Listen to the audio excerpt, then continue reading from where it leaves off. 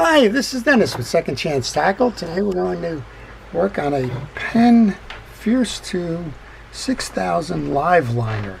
So this is the reel where if you're drifting live baits or chunks, you can put yourself in a position where you can let the line out by flipping this lever, and it will let line out without having you to constantly trip the bail. Once you get the strike, turning the handle will place this in the gear. It'll lock this shaft in while it's not on very heavily. It'll lock your drag down, and then you're operating by the top drag. When you're in the live liner mode, you're operating by the rear drag. This one's been very loose as well, but that'll let the line out, as we mentioned. Trip it, locks that in, and now you're operating on the top drag. So Tracy brought this in because it's been kind of sluggish under load, and I did some preliminary look at this. I'm thinking that we have the issue with a crosswind gear and crosswind block. We're going to replace that and see if that can't solve the issue. If it doesn't solve the issue, well, we're going to continue to work further. But what I'm going to do here is show you all of the ways or how to service this reel on a regular basis and maybe prevent some of those other issues. I'm going to start by removing the handle and the external pieces. So maybe that's why this one's loose, because I had it off before when I was trying to do the analysis. So let's see if we can't take that off again.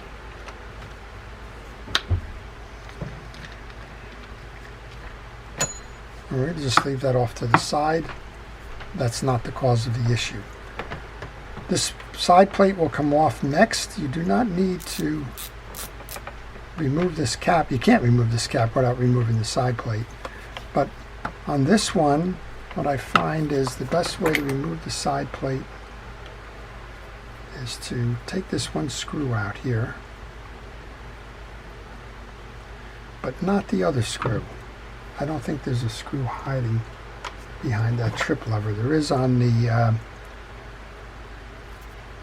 Shimano bait runners, but not on this one. Leave that screw in place. It makes it easier to manage the trip lever.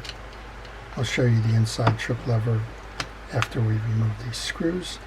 So there's 4 screws now that are holding this on. I'm going to go to a slightly bigger screwdriver here for these. You can use a flat blade or a number 2 here, Phillips head screwdriver. The number 1 tends to skip out a little bit. So we're taking 4 screws out, and while we do that, I want to encourage you to subscribe to my channel if you like fishing reel service and repair, if you like learning about fishing reels, how they're used, how they're made, how they're maintained, and a little bit about who's making them and where and so on, then this would be a great channel for you. I'm trying to pass along what I know to you so that you can service the reels yourself, and we'll keep these reels working for a long time to come. All right, the last one here, and we should be able to remove this side.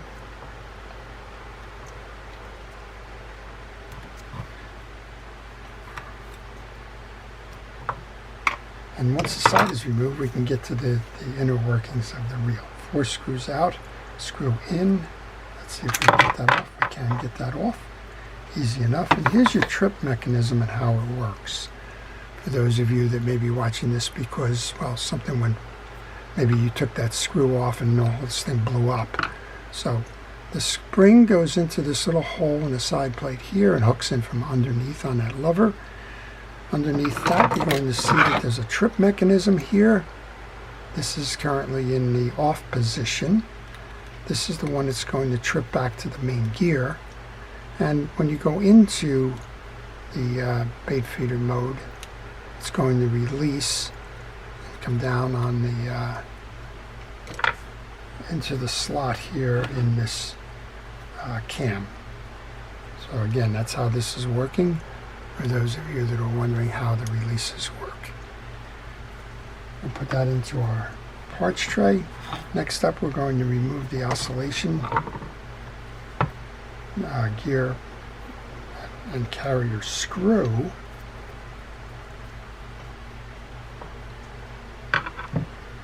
And when I take my pieces and parts off, they go into a parts tray. I utilize a fast food container, and I keep these parts separated by sub-assemblies. Just makes it easier when you go to reinstall. This is kind of a gate. It's got two C slots on them that are going to fit into the axle shaft, one high and one low. And now we can remove the axle shaft. Now my preliminary look at this is your rear drag assembly. My preliminary look on this and my kind of understanding of the way that these wheels bog down is that it's probably this. It's probably the track in the crosswind block and the teeth on the crosswind gear. Get to that crosswind gear, we can remove the main gear. We'll clean that up. And the crosswind. So I'm going to replace these two. When I was looking at this, they seemed dull. And that would lead to sluggishness if they aren't engaging the back of the main gear very well. So I'm just going to put those two pieces off to the side. I did order the replacement pieces. For those that are asking where I ordered that from, they were ordered from mysticparts.com. mysticparts.com is a Penn parts provider. And well, in addition to those crosswind pieces, I did get some drag washers for future projects. This is your new crosswind block and crosswind gear. And I'm going to be installing those once I clean the reel up.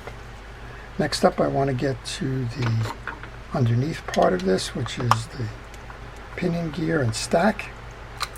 The rotors are held on by a set screw, a nut retention ring, and the nut itself. Let's see if I can get lucky with this nut. I can. Anyway, I'm just going to turn it off rather than try to lever that retention ring off. I like this nut because you can't over tighten it. Be aware that as you take that nut off, you have a little ferrule for the axle shaft. So I'm going to keep all three of those parts together. Now I can remove the rotor. Easily said, right? Sometimes I guess looks like this washer is a little compressed here. Let's see if we can get the washer off of there. Seems like this washer's been jammed on there. See if it comes off any easier now. Yeah, it should be able to walk that up and out. Just takes a couple of minutes of wiggling here. And if I haven't said so already, I encourage you to take pictures along the way as you work on your fishing reels. That way, if you're going for reassembling and you've forgotten where pieces and parts go, it's kind of an easy way to remind yourself of where they belong. Okay, there's a ring here that's the eccentric ring. It's going to be a secondary dog. When you're reeling, it's fine, but when you backpedal, it will pull it out. And those two teeth will grab the ridges in the rotor assembly, all of these ridges. So that's a fail-safe anti-reverse dog. That is not your primary anti-reverse. While I'm at it, I'm going to use some penetrating oil in the seams just to make sure that they work okay. You can also put a spot of oil onto the line guide roller as a way to maintain that piece. Well, we're taking the whole thing apart now. This is going to come up and off. Again, take the pictures. 3 screws hold the retaining ring on, and you're going to notice that one piece of that ring is over here is flat, and it's facing opposite the reel arm. So when you go to reinstall, it's funny, it's normally over here, I think. Go to reinstall, normally you would follow that path, but I think I don't know if anybody's worked on this reel or not. That would give more clearance to your anti-reverse, quite honestly, if that was out of the way. I don't know what it's not doing there. Okay, 3 screws. And I'm going to find another little corner of my box for those. I think somebody's been in here for sure. I don't think they took pictures, because I'm looking and I've got all kinds of grease on this cavity here for no apparent reason. I don't know why you would grease that, but somebody did. One more. I'm going to turn that when we get this disassembled and get through maintaining the stack, because I don't believe that's in its proper position. That's not the failure in this reel. The reel's not failing because of that particular issue. See if you, see, if you take it this way with that flat bump out, you've got the clearance for this to come all the way back. Where if you leave it the way it was installed, it's only coming back partially. I'm going to go with my instincts there. Of course, I could also consult the schematic. That would tell me fully. This all should just pull out now.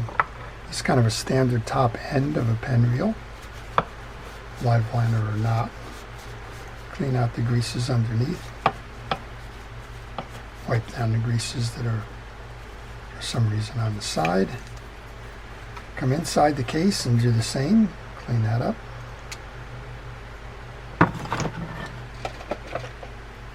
There's some old grease where the pinion gear rides. I'm going to use a cotton swab to get that out. Use the other side of it to clean out the grease that's in the channels here. And this is your gear stack on the pinion gear. The first one up is a bearing and a collar. There's 2 sides to this bearing carrier. One is a narrow and one is a wider. The bearing can only come out one way, and it comes out top side. You'll notice that the inner diameter is less than the outer diameter. Spin it, make sure it's spinning fine. When I tested the reel, didn't seem to be an issue with the bearings. I'm going to oil those bearings. They're shielded bearings, so they will accept the oil. Do the same thing on the one in the back here. Next out is your anti-reverse and your anti-reverse shield on the inside. And then the bottom one is the bearing that sits on the bottom or the base of that pinion gear. And I'm going to oil that bearing. I don't oil the anti-reverse. And when you take your anti-reverse out, you're going to notice one side's got a plastic base to it. The other side's got the metal shield. The metal shield faces up. Again, good places to take pictures so that you don't make mistakes. One of the easy mistakes is to flip that anti-reverse. If you flip that anti-reverse, your reel won't go forward. I've had people say, I took my whole reel apart and now it doesn't turn. Well, it turns, it just turns backwards, not forward. Okay, clean out all of the grooves in the pinion gear. Check the teeth on those. These are all in good condition.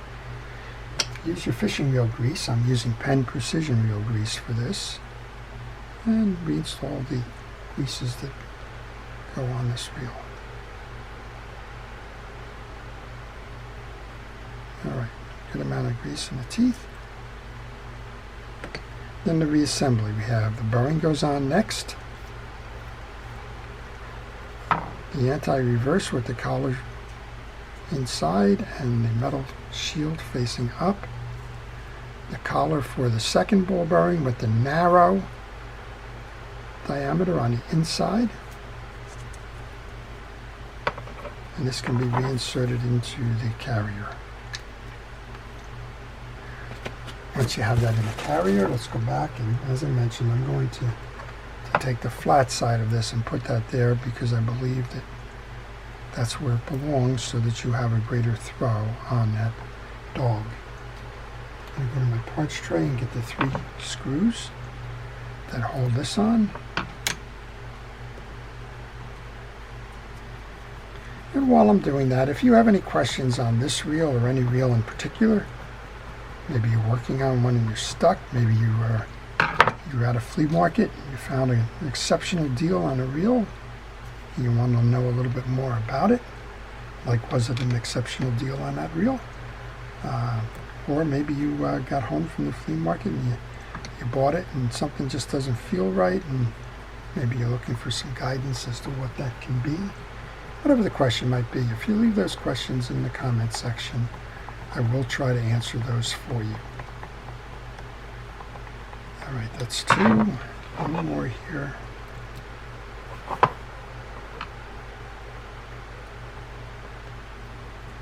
And then we'll move on to reassembling this and seeing if we solve the issue. Also give you an inside look in that rear drag. Okay, so those are all down. Next thing up then is this little carrier that operates the secondary anti-reverse. There's a spring on the base of it. Take a look at where that spring goes. It actually pokes up through a hole on the one side here from the mounting, so don't miss that. And well, it goes on with the fork of that over that stud. So it mounts that way. We've serviced the rotor. We can put the rotor on next. There was the washer that went in under the nut. And there's the ferrule that goes on. And I think what we want to do next before we... Well, we can do that. We can tighten that rotor nut down. I was thinking that it might interfere with the axle shaft, but it won't. So tighten that down. Take time to give it a spin to make sure that it's working. Alright, something in there is not working properly. That's the anti-reverse override.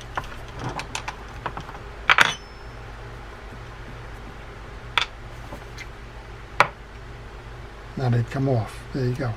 Alright, well, sometimes, well, that's what happened here. Alright, the spring is not proper in the carrier.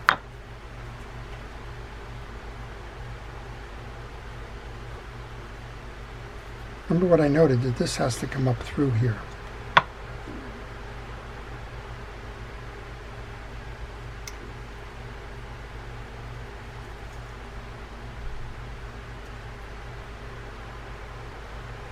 Try that again. When you have these situations arise, just make sure that you kind of take a deep breath. Don't worry it.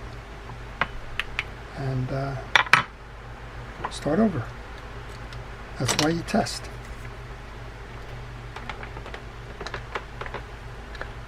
Okay, do this again. Ferrule. Nut.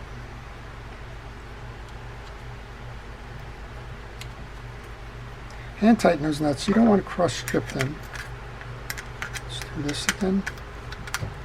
See if we quieted it down now. Now we got it working the way it should. Okay. I'd say easy enough, but it's not always easy.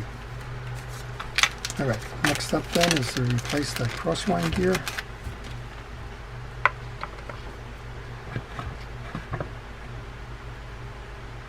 A little bit of grease on every facet of this one. You want it on the front, back, sides, and inside here, where it's going to ride on the stud. This is going to be driven by the gear on the back of the main gear, where your oscillation slide goes. Put a little bit of grease on that as well. When you mount this with the stud facing down, and you can grab that crosswind block. So my experience, this is one that's been suffering under load, and my experiences under load usually involve the oscillation system. Just can't keep up with the cranking. Okay, a little bit of grease on the back side of that. That's all you need to do there. Let's take a quick look at the setup here for your rear drag. First piece in on your setup is a spring that goes in a cup, like that. Then you have two prongs on this carrier that fit in the two slots here. That's going to enable you to tighten that up.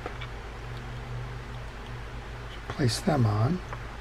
And then your drag system, essentially, I'm not going to take this whole thing out, but essentially there's a drag system on both sides of a metal washer here and into the cup. Make sure that your stud out here is coming through the case up top.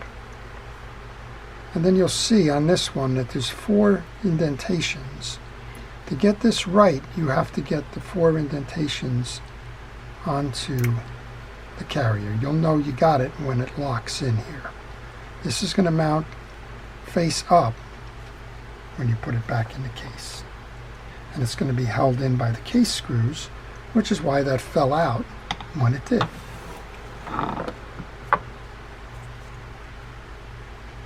I'm going to go for another quick cleaning on the inside of this. I took a lot of old grease out when I took this out initially to examine that crosswind block.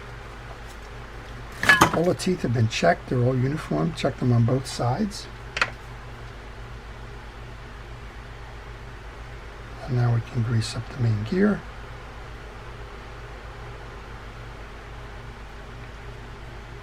Grease up the teeth on the back of the drive for the oscillation gear. Bring this whole piece in. Now's the time to put the axle shaft in.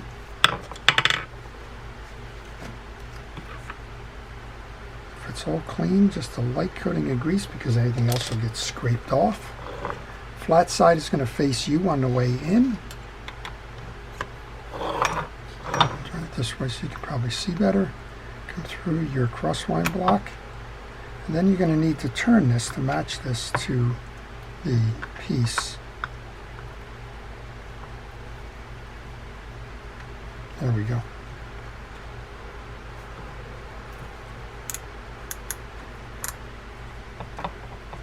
Bring that down. And then there's 2 slots on that axle shaft. One goes high, one goes low. Then the gate goes in. Now this has got a kind of a U shape here that's going to face down and lock over that crosswind block like this. Then we can put that crosswind block screw in.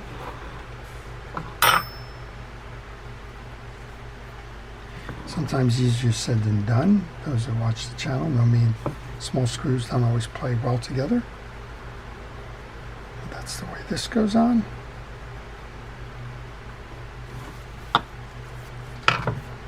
Okay. The only problem with doing that is I forgot to put the lockdown on the rotor cap nut. I'll get to show you this again. And I get to play with the small screw again. All right.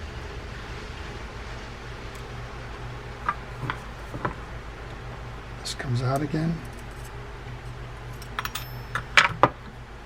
Bring the axle shaft out. And bring the crosswind block out because that little screw just fell behind here. As I said, we don't play well together. Okay, I'm going to put the crosswind block back in. Need the tie down for the rotor nut. Screw.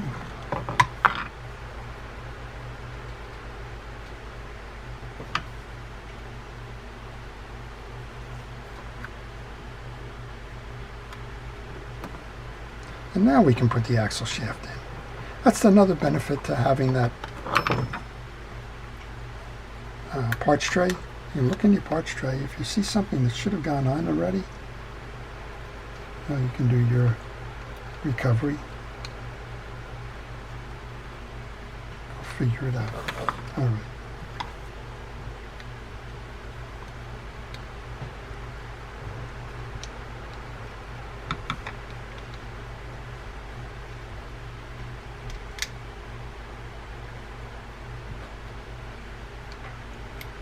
Resetting both of these.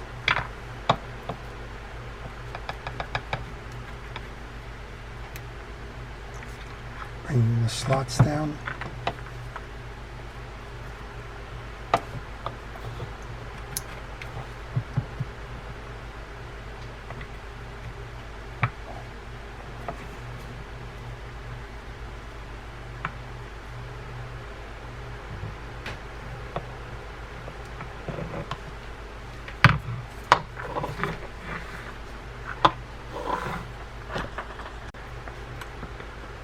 Bring the gate back on. So it's sort of like instant replay. You get a second view of this screw. Hopefully I don't drop it inside the case again.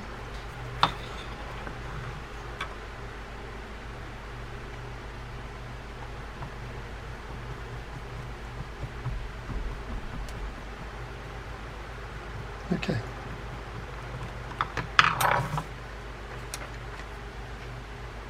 So the easiest way for me to do this, I was showing you how this operates before, is to pull this up so that I pull this pin back.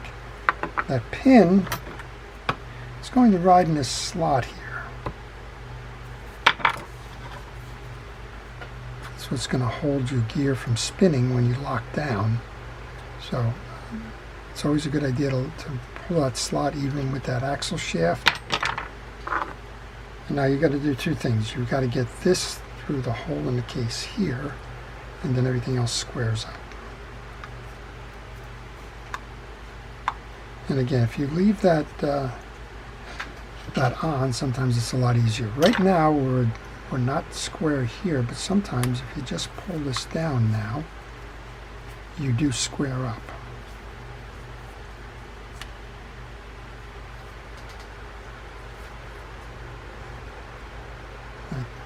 Pretty sure we got this. Give it a spin, see how it's doing. Boy, that spins a whole lot easier. Just from my experience with it before. Hopefully we've solved that issue. There's 4 screws now. Each one of these screws, it's hard to see, but each one of these screws has a plastic, probably out of focus there, has a plastic washer on it. That's to prevent water from going in the case. Oops, and a greasy cotton swab on my.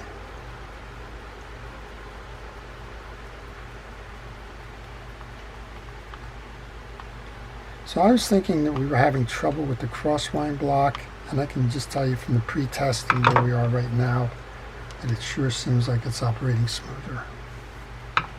So that could be the issue. If it's not, Tracy lives nearby and bring it back to me and we'll try some other things.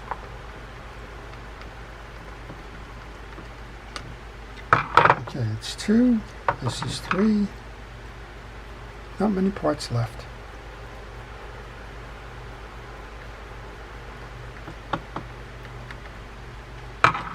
So this is a very affordable live liner for those that are interested in live liner fishing reels. There's some that get pretty expensive. This one, I'd say probably around $100. And, well, you have Okuma reels out there, the Okuma Avenger. That's also a bait feeding reel. I think that's in the $70 range. And these compare favorably. All right, last one of those. Make sure they're all tightened.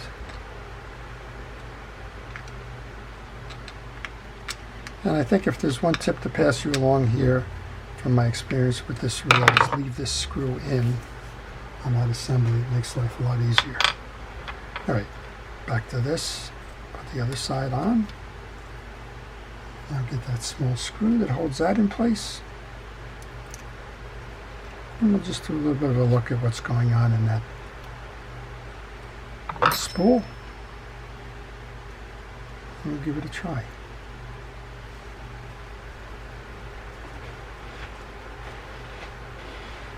All right, tighten that down. Handle can go on, and all the parts in my parts tray are now on the reel or on the floor. That was a joke. All right, let's put this back in. I don't know why I have trouble with these, but that's because I don't normally crank with the right hand. There we go. Got it. All right. Set that aside for a moment. This is your drag stack up top here. Again, no evidence that this drag stack has ever been serviced. A lot of old blue grease in it, which is how it comes from the plant. These probably are felt washers. They are. And they're probably somewhat dried out felt washers. They are. All right. You need to keep felt washers lubricated. If you don't, they dry out and tear. So if you have a Fierce, you can upgrade these to Carbon Tex or HT100 washers if you choose to do so. So if you're finding that you have torn washers and that the fish that you're chasing with these are eating up the drag washers, switch over. And you do it just like this. So the first one in was the felt washer. I'm using oil to keep them lubricated. And the first of the metal washers went in, second felt washer went in. Now the first of the two eared washers goes in. They fit in the slot in the spool. There's nothing wrong with felt washers. A lot of companies use them, and use them successfully, so don't think for some reason that it's a bad choice. The caveat here is that they do need to be kept lubricated. Second of your eared washers goes in. Last of your felt washers goes in. And again, I'm just using a healthy oiling of them. The last one's got a lot of grease on it. Take that one off as well. Last of the keyed washers goes in. Then that little clip fits in the groove.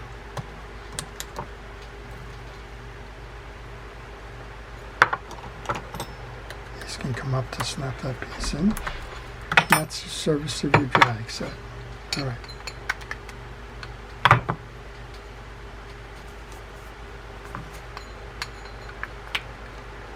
Bring your reel on. Make sure that all of your washers align on the post. And put your adjuster back on.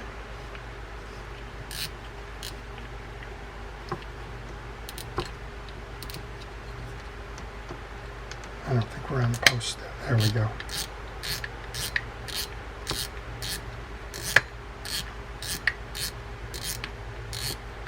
Okay, let's give it a test. That's tight. I'm going to back that off so I don't press the oils out of that. Let's give it a try. Well, it's definitely running a whole lot smoother than it was, and hopefully that oscillation gear was the issue. All right, let's tighten this up.